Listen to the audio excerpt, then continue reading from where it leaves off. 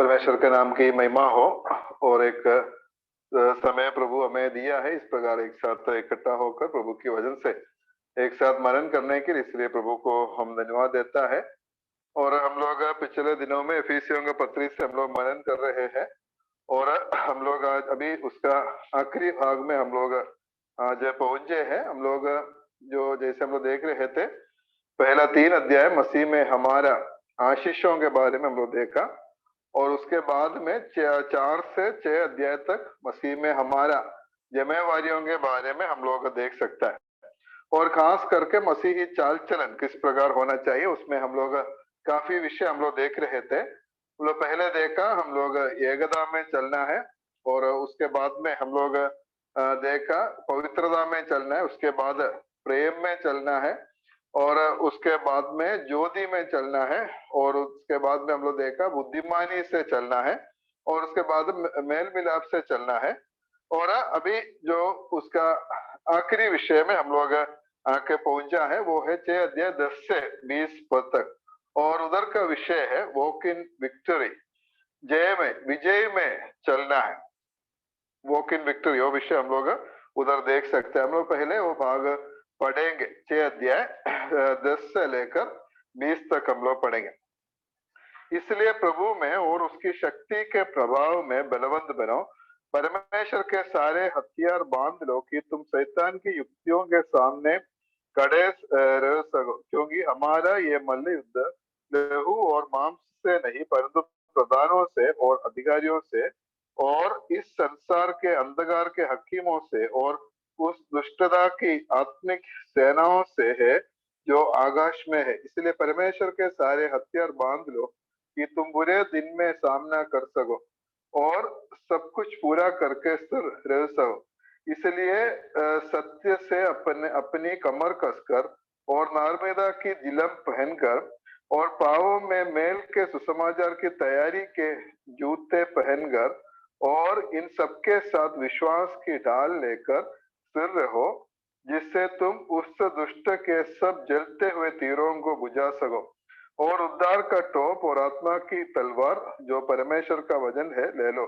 हर समय और हर प्रकार से आत्मा में प्रार्थना और विनती करते रहो और इसलिए जागते रहो कि सब पवित्र लोगों के लिए लगातार विनती किया करो और मेरे लिए भी कि मुझे बोलने के समय ऐसा प्रबल वचन दिया जाए कि मैं साहस के साथ सुसमाचार का भेद बता सकूं, जिसके लिए मैं जंजीर से जकड़ा हुआ राजदूत हूँ और ये भी कि मैं उसके विषय में जैसा मुझे चाहिए साहस से बोलूं।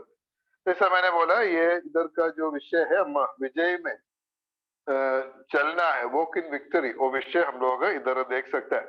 और इसके पहले में जो हमारा पौलुस हमारे अंदर के मनुष्य, हमारा आत्मिक मनुष्य का जो उसका ताकत के बारे में बता चुका है और अभी इधर हम लोग देख सकता है ऐसा हम लोग बलवंत होने का कारण क्या है, क्यों हम बलवंत होना चाहिए। क्योंकि मसीही जीवन एक रणभूमि में है। Christian life is a battle ground.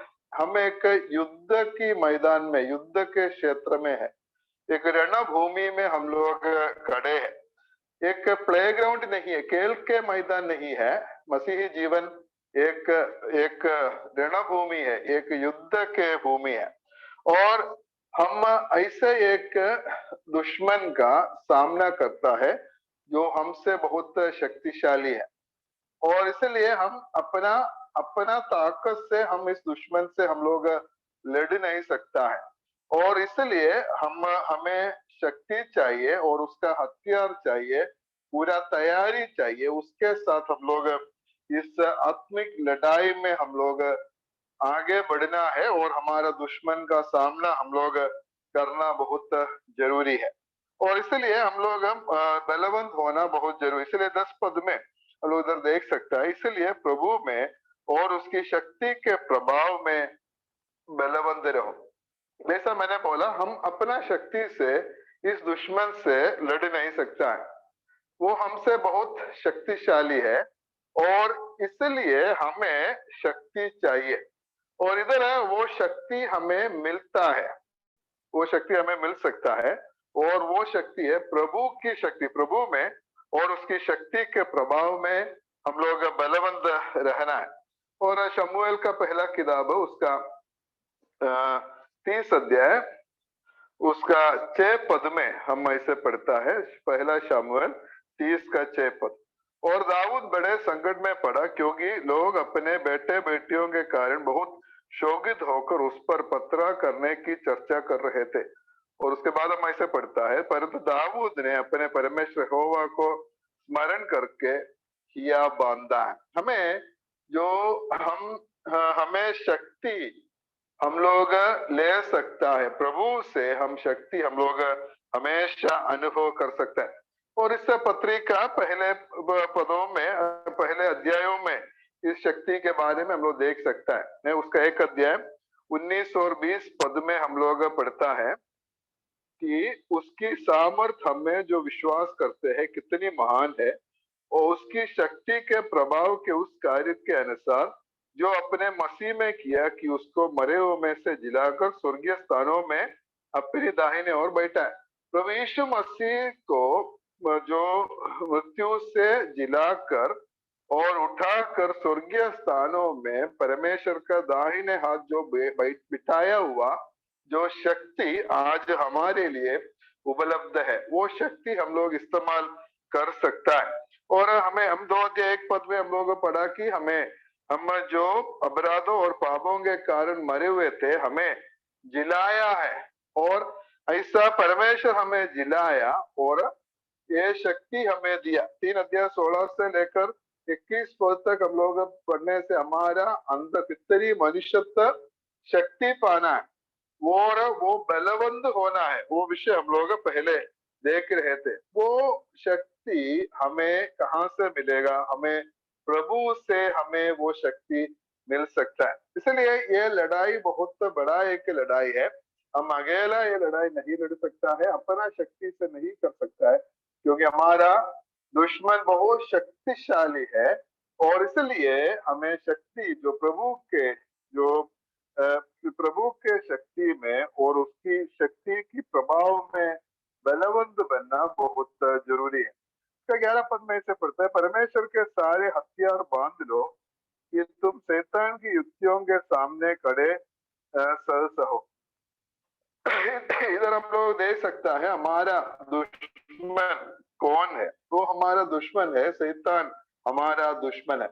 और हम इस लड़ाई के पहले हम जरूर समझना है हमारा दुश्मन कौन है और उसका शक्ति क्या है, और ये समझकर हम उसके साथ लड़ाई करें, उसका सामना हम लोग करना चाहिए।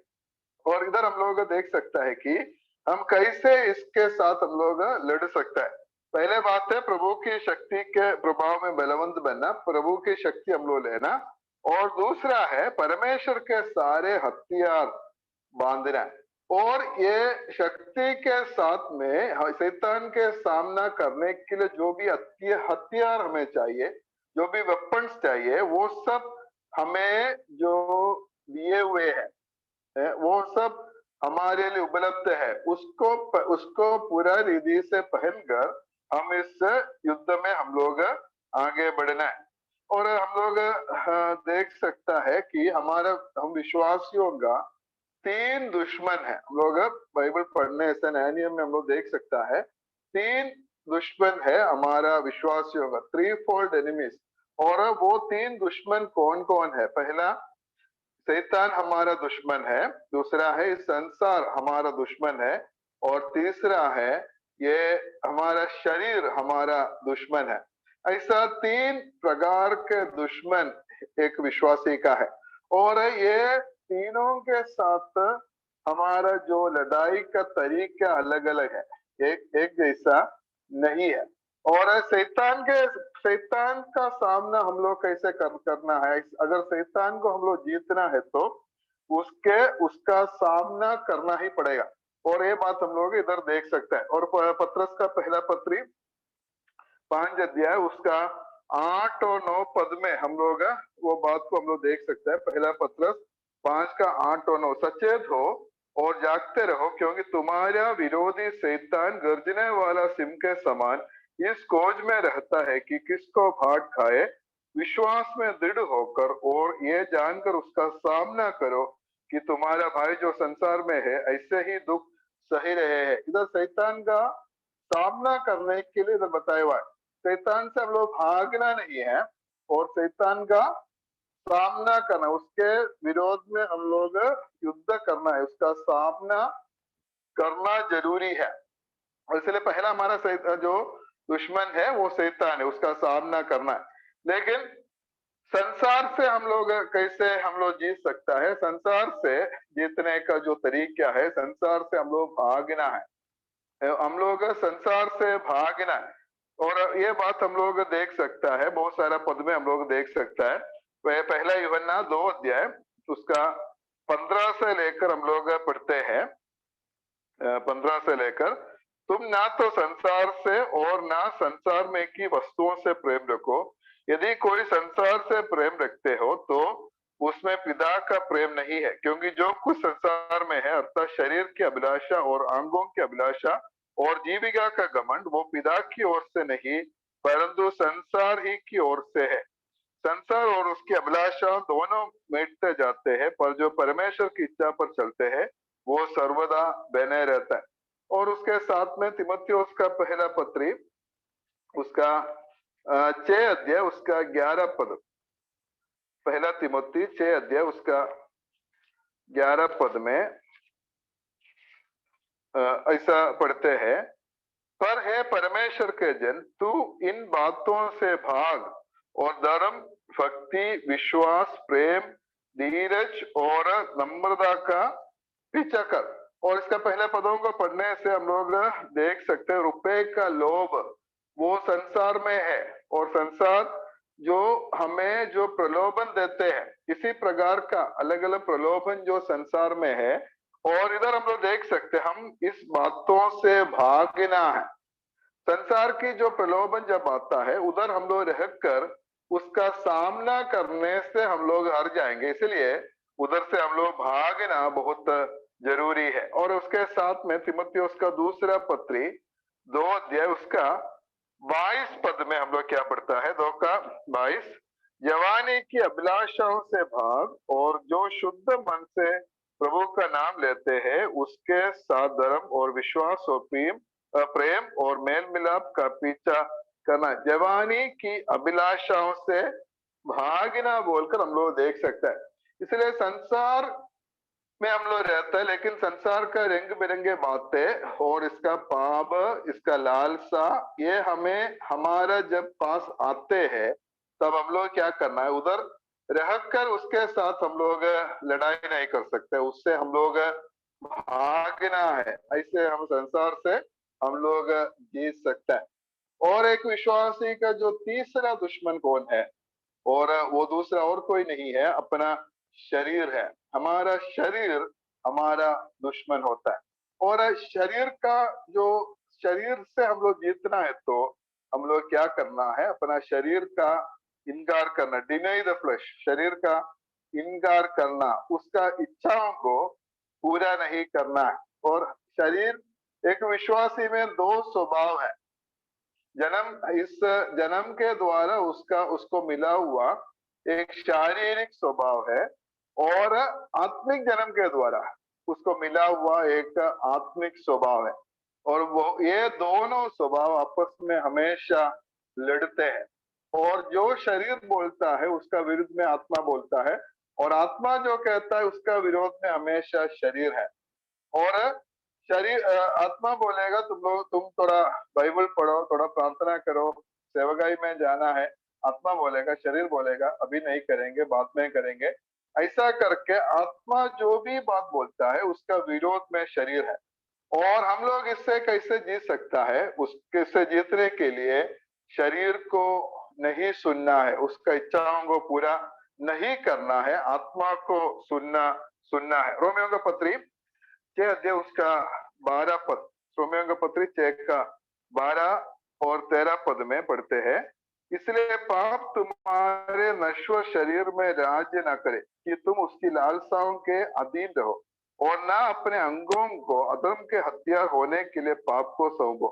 पर अपने आप को मरे हुए में से जी उठा हुआ जानकर परमेश्वर को सौंपो और अपने अंगों को धर्म के हथियार होने के लिए परमेश्वर को सौंपो।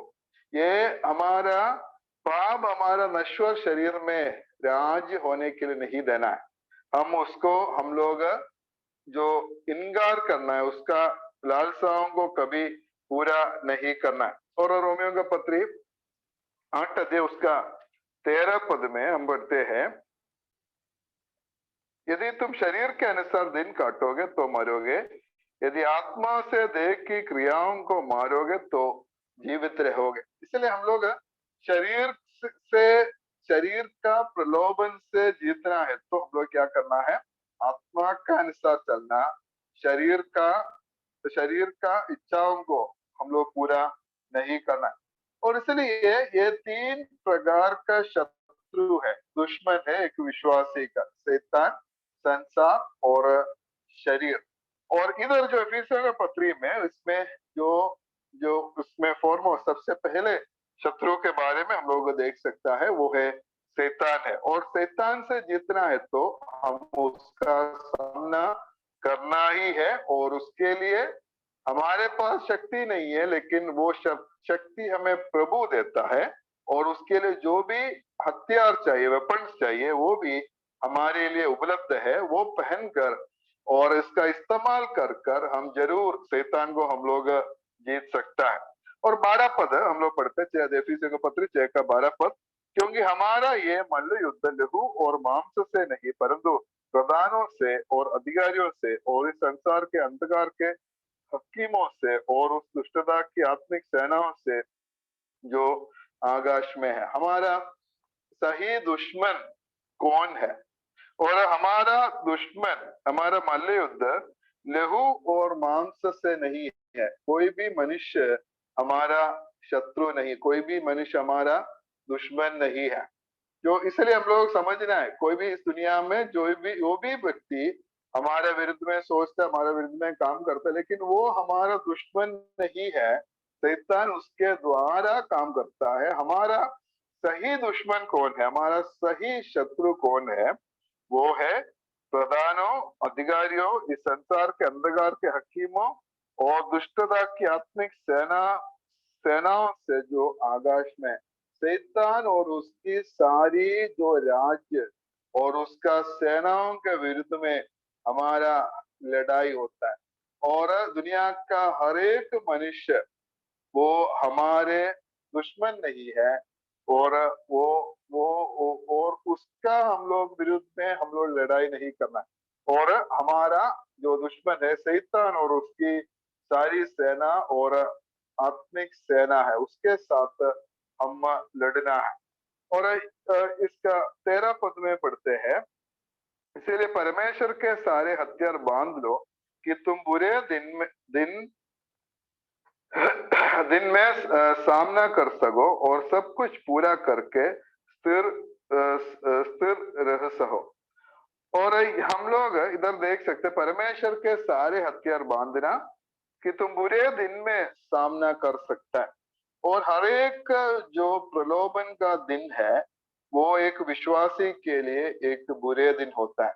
शैतान का प्रलोभन जो जो जब भी हमारे जीवन में आता है तब समझना है वो हमारे लिए एक बुरा दिन है। और इसलिए हम लोग क्या करना है, उस दिन में हम लोग उसका सामना हम लोग करना बहुत जरूरी है। और हम लोग मत्ती रसूल समाचार 6 अध्याय में हम लोग प्रभु यीशु मसीह ने जो चेलों को जो सिखाया हुआ प्रार्थना हम लोग उधर देख सकते हैं, या प्रार्थना का एक नमूना प्रभु यीशु मसीह उधर बताया।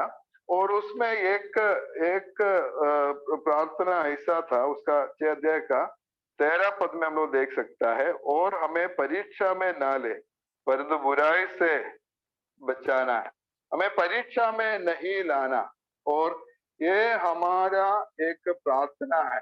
हम लोग परीक्षा में, या इधर परीक्षा बोलकर जो लिखा, हमारा जो बाइबल में परीक्षा बोलकर जो शब्द आता है, और ये परीक्षा और प्रलोभन ये दोनों के लिए आते हैं, लेकिन ये दोनों अलग अलग बात है। ट्रायल्स होता है और टेम्पटेशन होता है।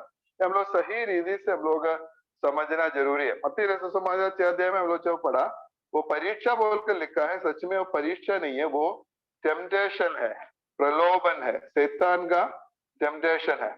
और वो प्रलोभन हमारा जीवन में होना बोलकर प्रभु नहीं चाहता है। वो प्रलोभन नहीं होने के लिए हम लोग प्रार्थना कर सकता है, लेकिन परीक्षा जो है, ट्रायल्स जो है, वो हमारा विश्वास को बढ़ाने के लिए ये परीक्षा करने का अनुमति प्रभु देता है। और ये हमारा वो परीक्षा के द्वारा हमारा विश्वास का परख होता है, उसका टेस्ट होता है, और वो है परीक्षा। हम लोग याकूब का पत्री में ये दोनों बात हम लोग उधर देख सकता है। याकूब का पत्री उसका 1 अध्याय 12 से लेकर हम लोग पढ़ने से, धन्य है वो मनुष्य जो परीक्षा में स्थिर रहता है, क्योंकि वो खरा निकलकर जीवन का वो मुकुट पाएगा जिसकी प्रतिज्ञा प्रभु ने अपने प्रेम करने वालों से की है। जब किसी की परीक्षा हो तो वो ये ना कहे कि मेरी परीक्षा परमेश्वर की ओर से होती है, क्योंकि ना तो बुरी बातों से परमेश्वर की परीक्षा हो सकती है और ना वो किसी की परीक्षा आप करता है, परंतु प्रत्येक व्यक्ति अपने ही अभिलाषा से खींचकर और फंसकर परीक्षा में पढ़ते हैं। जो पहले जो परीक्षा बोलकर जो लिखा है वो टेस्ट है, ट्रायल्स है, और वो परीक्षा में स्थिर रहना, जो रहने वाला मनुष्य धन्य है बोलकर हम लोग उधर देख सकता है। और उसके लिए प्रभु मुकुट रखता है, वो मुकुट पाएगा। और दूसरा जो जगह में जो परीक्षा बोलकर लिखता है वो टेम्पटेशन है। प्रभु ऐसा किसी को प्रलोभन नहीं देता है, या टेम्पटेशन या प्रलोभन का विशेषता है, प्रलोभन हमें पाप में गिराने के लिए है।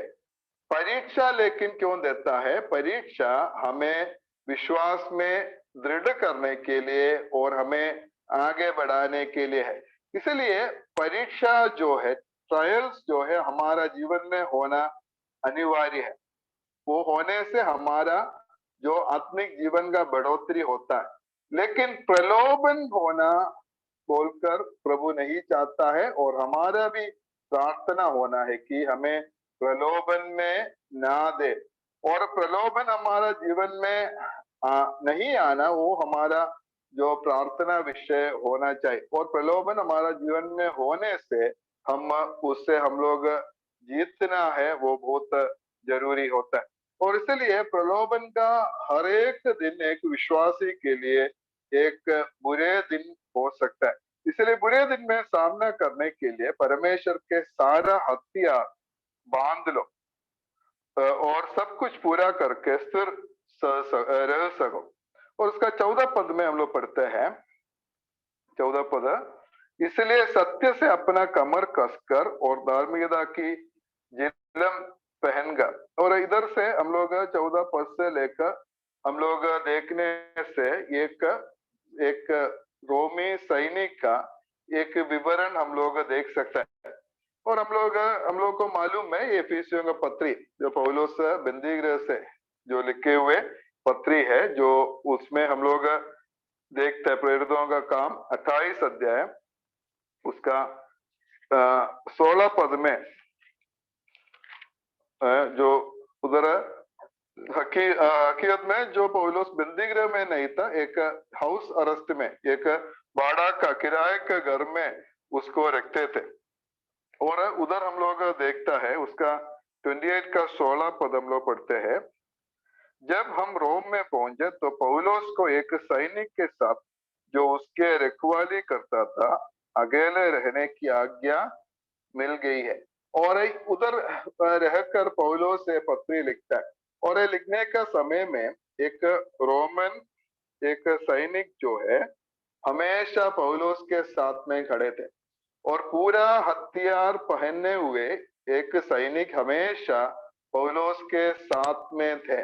और इसलिए लिखने का समय में पौलुस वो देखकर और ये बात 14 से लेकर 17 पद तक लिखता है। एक रोमन जो सोल्जर है और उसका पूरा विवरण हम लोग देख सकते हैं। इसी प्रकार का हथियार हमें भी इधर दिया हुआ है। और 14 से 17 पद तक हम लोग पढ़ने से उधर दो बात को हम लोग देख सकते हैं।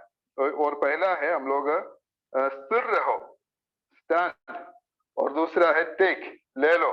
और हिंदी में 16 पद में हम लोग देख सकते हैं स्थिर रहो, ये हथियार सब पहनकर, वेपन सब पहनकर हम लोग, पहले है हम लोग स्थिर रहना है, और दूसरा है हम लोग ले लेना है, 17 पद में ले लो, ये सब लेना है। और ये जो अर्जेंसी को दिखाता है, एक खासियत को, एक जरूरत को दिखाता है, और हम लोग पूरा तैयारी के साथ हम इस आत्मिक लड़ाई में आगे जाना। एक एक सैनिक जो है, एक फौजी को हम लोग देखने से वो हमेशा तैयार रहना है, अगर तैयारी नहीं है तो वो लड़ाई नहीं कर सकता, इसलिए पूरा तैयारी हमेशा वो रहना बहुत जरूरी है। और इधर ये 14 से 18 पद तक हम लोग पढ़ने से उधर हमें दिया हुआ 7 हथियार के बारे में हम लोग देख सकते हैं, 7 वेपन के बारे में हम लोग देख सकते हैं।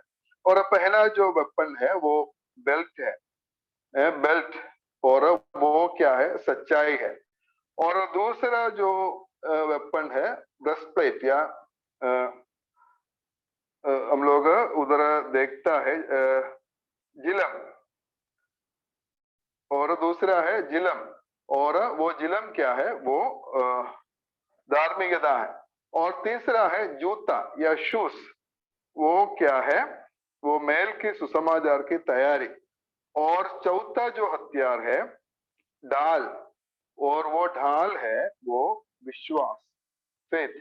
और पांचवा जो है हेलमेट या टोप, वो क्या है, उद्धार है, उद्धार का टोप। और छठवा जो है तलवार, वो क्या है, परमेश्वर के वचन है।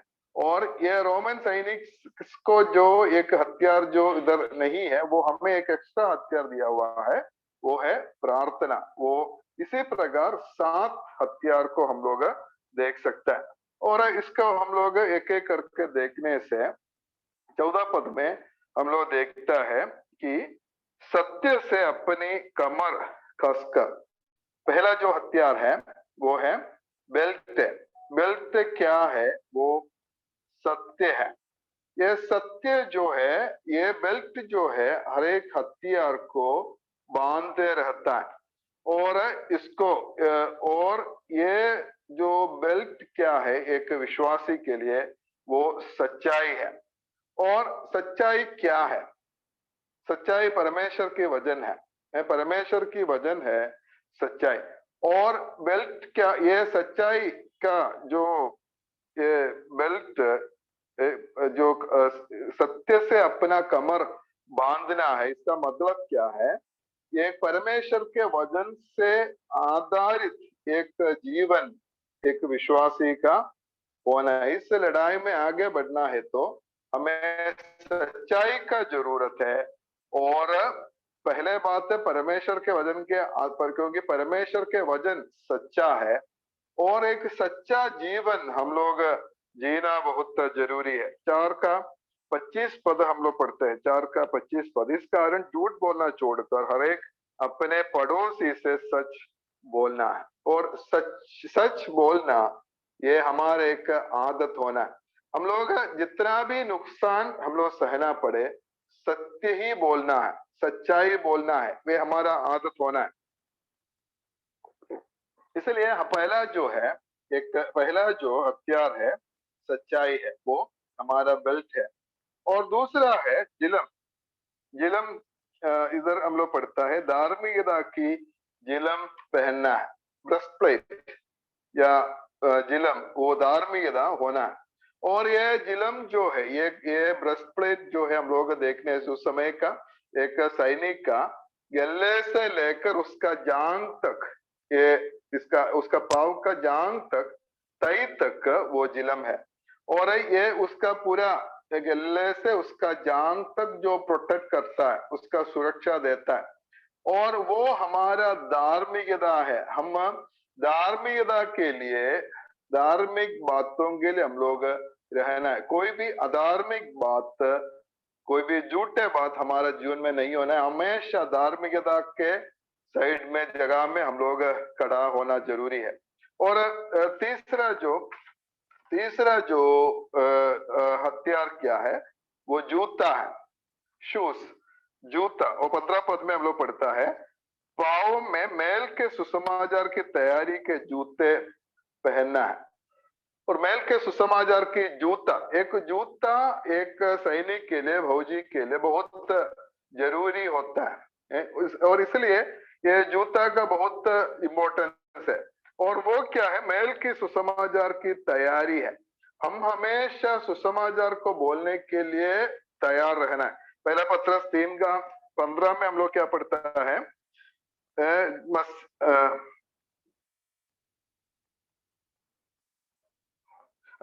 मसीह को प्रभु जानकर अपने अपने मन में पवित्र समझो।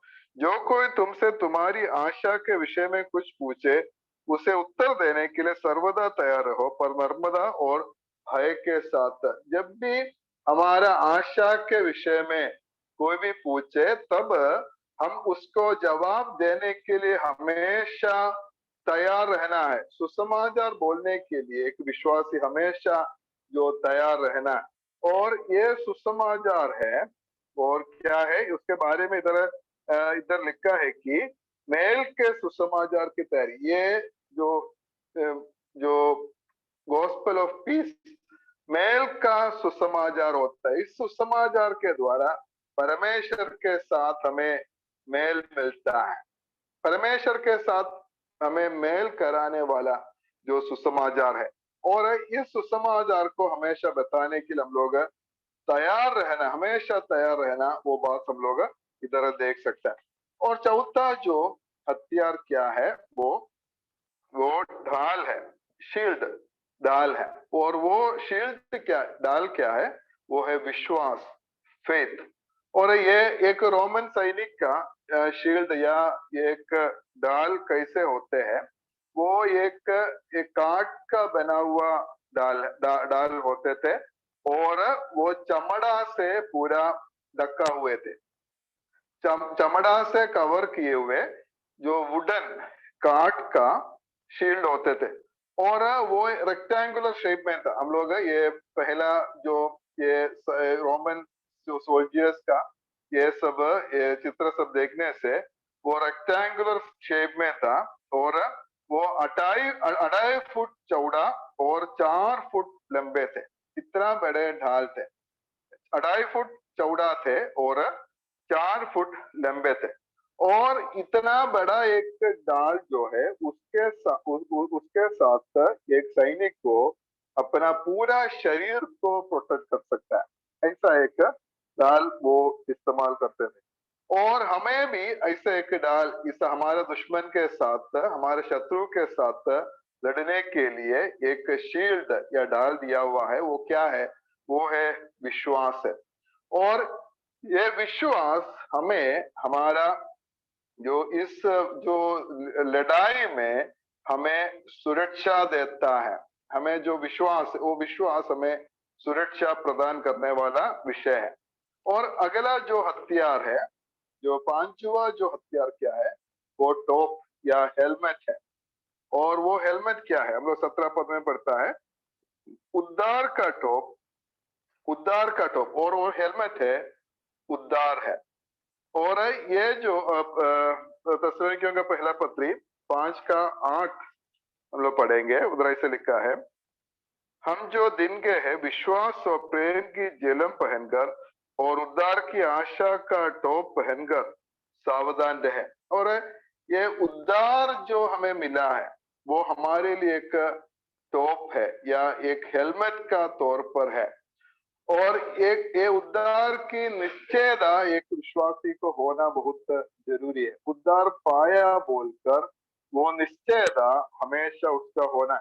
और ये निश्चयता हमें कैसे मिलता है, उद्धार की निश्चयता कैसे मिल सकता है, रोमियो का पत्री 8 अध्याय उसका 16 पद में पढ़ता है, आत्मा आप ही हमारी आत्मा के साथ गवाही देता है कि हम परमेश्वर की संतान है। पवित्र आत्मा हमारी आत्मा से गवाही देता है कि हम परमेश्वर की संतान है। और ये उद्धार की निश्चयता के साथ हम लोग आगे बढ़ना बहुत जरूरी। अगर हम परमेश्वर की संतान है, तो पवित्र आत्मा हमेशा हमारे आत्मा से बोलते रहेगा, तुम परमेश्वर का पुत्र है, तुम परमेश्वर की संतान है। और ये जो उद्धार हमारा जो हेलमेट है, हमारा टोप है। और उसके बाद जो चटुआ जो हथियार है वो है तलवार। वो 17 पद में हम लोग देख सकते हैं, आत्मा की तलवार जो परमेश्वर का वचन है ले लो। और ये तलवार उस समय जो रोमन सैनिक लोग जो इस्तेमाल करने वाला जो तलवार है वो बहुत छोटा तलवार, शॉर्ट होते थे, छोटा होते थे और दोधारी तलवार होते थे। और ये पौलुस का ये सारा जो विवरण में सिर्फ ये जो हथियार है तलवार, यही एक ऑफेंसिव वेपन है, अटैक करने के लिए जाकर, जो लड़ाई करने के लिए जो हथियार है वो सिर्फ एक तलवार है, बाकी सब डिफेंसिव है, हमें अपने आप को बचाने के लिए दिया हुआ हथियार है। और ये हमें दिया हुआ जो तलवार है वो परमेश्वर की वचन है। हम परमेश्वर का वचन सही रीति से जानना है, जो इसकी हमें परमेश्वर का वचन की जानकारी हमें होना बहुत जरूरी है। इसलिए परीक्षा के समय में, जैसा जो प्रभु यीशु मसीह को शैतान परीक्षा किया मत्ती सुसमाचार 4 अध्याय में, और बहुत जो चालाकी से परमेश्वर के वचन को ही टेढ़ा मेढ़ा करके शैतान जो प्रभु यीशु मसीह का जो परीक्षा करने के लिए कोशिश किया, और प्रभु यीशु मसीह को वचन जानते थे, इसलिए वो और क्या किया है, वो परीक्षा में वो जीता। और इसलिए हर एक विश्वासी परमेश्वर की वचन का अध्ययन करने वाला होना है, परमेश्वर की वचन सीखने वाला व्यक्ति बनना है, तभी हम इस शैतान के साथ इस लड़ाई में हम लोग बढ़ सकते हैं। और उसके साथ जो आखिरी जो हथियार है, ये जो रोमन सैनिक लोगों को नहीं है, सिर्फ हमारे पास है, वो हथियार क्या है, वो है प्रार्थना है। और 18 पद में हम लोग देख सकते हैं, हर समय और हर प्रकार से आत्मा से प्रार्थना और विनती करते रहो, और इसलिए जागते रहो कि हम सब पवित्र लोगों के लिए लगातार विनती करते रहो। और हमेशा विनती करो, प्रार्थना करते रहो। इस लड़ाई में हमें परमेश्वर की अनुग्रह की जरूरत है, हमें शक्ति की जरूरत है, और इसलिए प्रार्थना करते रहो बोलकर, अभी कभी एक बार करके जो बंद करने के लिए नहीं है, हमेशा प्रार्थना हम लोग करना है। और करना बोलकर हम लोग इधर देख सकते हैं। और ये प्रार्थना, और इधर हम लोग देख सकता है कि हर समय हर प्रकार से आत्मा से प्रार्थना और विनती करते रहो, और इसलिए जागते रहो कि सब पवित्र लोगों के लिए लगातार विनती करते रहो। सिर्फ अपने लिए नहीं है, सब पवित्र लोगों के लिए, दूसरों के लिए भी, दूसरे विश्वासियों के लिए हम लोग प्रार्थना करना, ताकि वो लोग भी लड़ाई में आगे बढ़े, जीते। और इसलिए आगे बढ़ने के लिए हम लोग प्रार्थना करना है। और उसके बाद में हम लोग देख सकते उसका हम लोग तिमोथेयुस उसका पहला पत्री 2:1 में हम लोग इसके विषय में हम लोग देख सकते हैं। पहला तिमोथी 2:1 में, अब मैं सबसे पहले आग्रह करता हूं कि विनती और प्रार्थना और निवेदन और धन्यवाद सब मनुष्यों के लिए किया जाए। हम प्रार्थना सब मनुष्य के लिए करना हमारा जिम्मेवारी है, राजाओं के लिए, अधिकारियों के लिए हम लोग करना है, और खास करके हर विश्वासियों के लिए हम लोग प्रार्थना करना बहुत जरूरी है। और ऐसा हम लोग देख सकता है, जब एक विश्वासी घुटने में है तब शैतान कामने लगता है। एक एक जब सहित हम लोग जितना भी वचन प्रचार करें, हम लोग जो भी करें, जितना भी आराधना करें, शैतान का कुछ असर नहीं होता है। लेकिन जब हम घुटना में, जब हम लोग गड़ा खड़ा होता है, जब हम प्रार्थना करता है, तब शैतान कामने लगता है। इसलिए प्रार्थना सबसे बहुत जरूरी बात है। और 19 और 20 पद में हम लोग देख सकते हैं, प्रभु की दासों के लिए, प्रभु की सेवकों के लिए प्रार्थना करना है, हम लोग देख सकता है। और मेरे लिए भी कि मुझे बोलने के समय ऐसा प्रबल वचन दिया जाए कि मैं साहस के साथ सुसमाचार का भेद बता सकूं, जिसके लिए मैं जंजीर से जकड़ा हुआ राजदूत हूं। और ये भी कि मैं उसके विषय में जैसा मुझे चाहिए साहस से बोलूं। प्रभु के दासों को हमारी प्रार्थना का बहुत जरूरी है। जो प्रभु के दास, इधर पौलुस अपना जो सुविधा के लिए या अपना कोई जरूरतों के लिए प्रार्थना करने के लिए नहीं बताया है, पर किस विषय के लिए प्रार्थना करना है कि जो सेवकाई के लिए सुसमाचार बताने का समय में उसको अनुग्रह मिलना है, और इसके लिए प्रार्थना करने के लिए बताया है। प्रभु के दास लोग के लिए जरूर हम लोग प्रार्थना करना, ये विश्वासियों का एक कर्तव्य है। प्रभु के दास लोग, परमेश्वर के वचन बोलने वाला प्रभु के दासों के लिए प्रार्थना करना। ऐसा एक घटना में सुना है। ऐसा एक प्रभु के दास, ये मेरा ख्याल से आयन साइड होगा, एक बहुत जाना माना एक प्रभु के दास थे। वो एक दिन जो एरोप्लेन में सफर कर रहे थे, और उस समय में जो उसका जो फ्लाइट अटेंडेंट जो है वो खाना का ऑर्डर लेने के लिए आया। तब इसके ये प्रभु के दास के सामने जो व्यक्ति बैठे थे उनके पास आया, तब वो बोला मुझे आज नहीं चाहिए, खाना नहीं चाहिए, और क्योंकि मैं आज उपवास में है। तब ये प्रभु के दास को बहुत अच्छा लगा है। और मेरा जो सह यात्री मेरे साथ में बैठे हुए जो है वो एक विश्वासी है, और उपवास करने वाला एक अच्छा विश्वासी है, इसलिए मैं थोड़ा आत्मिक विषय उसके साथ आपस में बात कर सकता है बोलकर उनको बहुत अच्छा लगा, और उसके साथ परिचय किया। और उस समय वो व्यक्ति ने बोला है, वो ये प्रभु के दास पूछा आप कौन सा कलीसिया का है। तब वो व्यक्ति बोला मैं शैतान की कलीसिया का है, शैतान का कलीसिया का। तब आप क्यों उपवास करता है, आपका प्रार्थना का विषय क्या है। तब उन्होंने बोला है कि दुनिया में जितने जो प्रभु के सेवक है, जितने जो प्रभु के सेवक लोग है, जितने प्रचारक लोग है, वो सबका परिवार में समस्या होना है, झगड़ा होना है, और इसके लिए मैं आज उपवास करके प्रार्थना करता है। इसलिए हम विश्वासी लोग एक बात हम लोग समझना है, हम हमारे प्रभु के दासों के लिए प्रार्थना नहीं करने से जो हमारे लिए प्रार्थना करने वाला दूसरा लोग है, और वो लोग हमेशा प्रार्थना करता है, और वो लोग हमारा है जो हमारे एक एक का नाम, नेल्सन थॉमस, जोशी अब्राहम, हमारा एक एक का नाम लेकर प्रार्थना करता है। प्रेयर हैंडबुक उनके भी पास में होगा, और हमारा परिवार का भी नाम ले लेकर प्रार्थना करता है। हमारा परिवार में समस्या होना है, झगड़ा होना है, और प्रभु के वचन हम लोग नहीं बोलना है, और इसके लिए वो लोग प्रार्थना करता है। तब जितना जरूरी है हम लोग अपने दासों के लिए, प्रभु के वचन बोलने वाला प्रभु के दासों के लिए हम लोग प्रार्थना करना है, और प्रभु हमें सहायता करे। इसलिए इस आत्मिक लड़ाई में हम आगे बढ़ने के लिए, और ये जो हमें शक्ति दिया है उसके साथ जितना भी हथियार चाहिए वो सब दिए हुए हैं, और इसका हम लोग इस्तेमाल कर कर एक हम लोग लड़ाई करने से हमारा दुश्मन जो शैतान है उससे हम लोग जीत सकता है, और विजयी होकर हम लोग आगे बढ़ सकता है।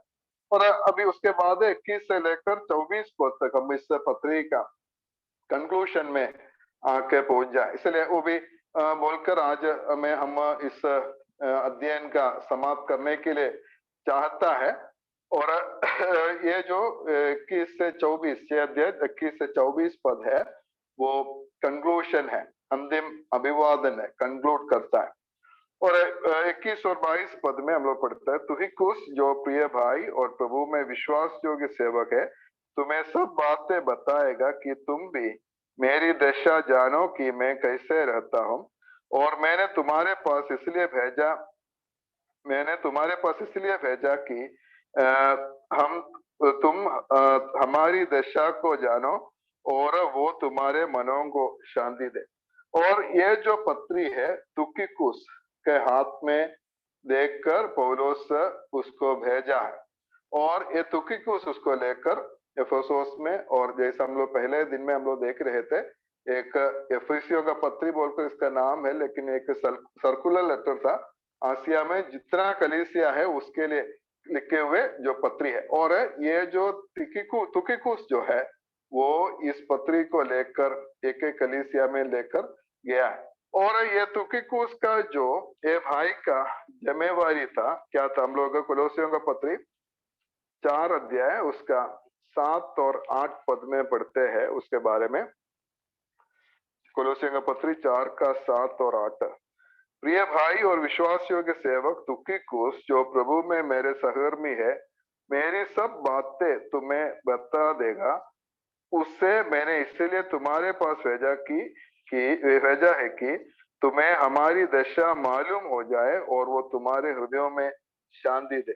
और पौलुस अभी जेल में है, अभी ये विश्वासी लोग जरूर दुखी है, और तुकिकुस आकर पौलुस का जो अवस्था उनको बताना है और उसके द्वारा उनका मन में शांति देना है। और इसलिए भाई को, तुकिकुस भाई को ये पत्री देकर ये पौलुस उसको भेजे है। पौलुस के बारे में ज्यादा जानकारी वो तुकिकुस उसको देगा। और उसका 23 पद हम लोग पढ़ते हैं। परमेश्वर पिता और प्रभु यीशु मसीह की ओर से भाइयों को शांति और विश्वास सहित प्रेम मिले। और इधर हम लोग 3 बातों को हम लोग देख सकता है कि वो है परमेश्वर पिता और प्रभु यीशु की ओर से भाइयों को शांति और विश्वास सहित प्रेम। शांति, विश्वास और प्रेम, ये तीनों जो है जो मसीही जीवन का 3 गुण है, ये तीनों हमें होना जरूरी है। शांति, प्रेम और विश्वास, ये तीनों हमारे होना बहुत जरूरी है। हमारा जो मसीही जीवन का 3 इम्पोर्टेंट वर्च्यूज, 3 जरूरी जो गुण है, ये हमारा होना है।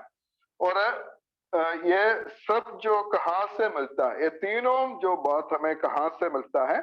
परमेश्वर पिता और प्रभु यीशु मसीह की ओर से हमें मिलता है। इसलिए हम प्रभु पर हम पूरा भरोसा हम लोग रह सकते, उससे हमें जो शांति मिलता है, प्रेम मिलता है और विश्वास हमें मिल सकता है। उसके बाद में उसका आखिरी पद 24 पद, जो हमारे प्रभु यीशु मसीह से सच्चा प्रेम रखते हैं उन सब पर अनुग्रह होता रहे। और अनुग्रह होता रहे बोलकर समाप्त करता है। और हमें मालूम है पौलुस ये पत्री का शुरुआत भी परमेश्वर की अनुग्रह के साथ किए थे। 1 अध्याय 2 पद में हम क्या पढ़ते हैं? हमारे पिता परमेश्वर और प्रभु यीशु मसीह की ओर से तुम्हें अनुग्रह और शांति मिलते रहे। अनुग्रह से शुरू किया, अनुग्रह से समाप्त करता है। जो परमेश्वर की अनुग्रह हमारे लिए सब कुछ है। परमेश्वर के अनुग्रह के बिना एक वक्त भी हम लोग नहीं रह सकता है। परमेश्वर की अनुग्रह हमें चाहिए। और इस पत्री में बार बार इस अनुग्रह के बारे में हम लोग देख सकते, शुरुआत से लेकर 1 अध्याय 2 में हम लोग पढ़ा, और ऐसा बार बार इस अनुग्रह के विषय में हम लोग देख, पिछले दिनों में हम लोग मनन किया। 1 अध्याय 7 पद में हम लोग क्या पढ़ता है? हमको उसमें उसके लहू के द्वारा छुटकारा, अर्थात अपराधों की क्षमा उसके उस अनुग्रह के धन के अनुसार मिला है। और 2 अध्याय 5 पद, जब हम अपराधों के कारण मरे हुए थे तो हमें मसीह के साथ जिलाया, अनुग्रह ही से तुम्हारा उद्धार हुआ है। और उसके साथ 2 का 7 और 8 पद में भी हम लोग वो देख सकता है, अनुग्रह का असीम धन दिखाए क्योंकि विश्वास के द्वारा अनुग्रह ही से तुम्हारा उद्धार हुआ। और उसके बाद 3 अध्याय 2 पद में, यदि तुमने परमेश्वर के उस अनुग्रह के प्रबंध का समाचार सुना हो। और उसका 3 का 8 पद,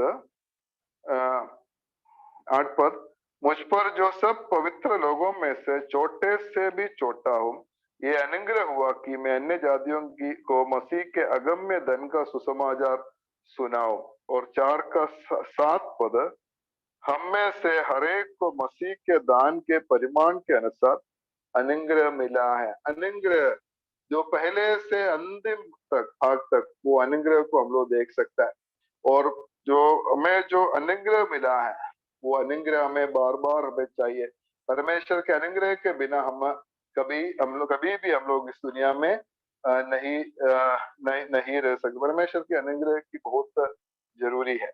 और इसलिए हम सब पर अनुग्रह होता रहे। हम सबको परमेश्वर के अनुग्रह की जरूरत है। बोलने वाला मुझे भी परमेश्वर के अनुग्रह चाहिए, सुनने वाला आप लोगों को भी परमेश्वर के अनुग्रह चाहिए। परमेश्वर के अनुग्रह बिना हम कोई भी इस दुनिया में नहीं रह सकता है।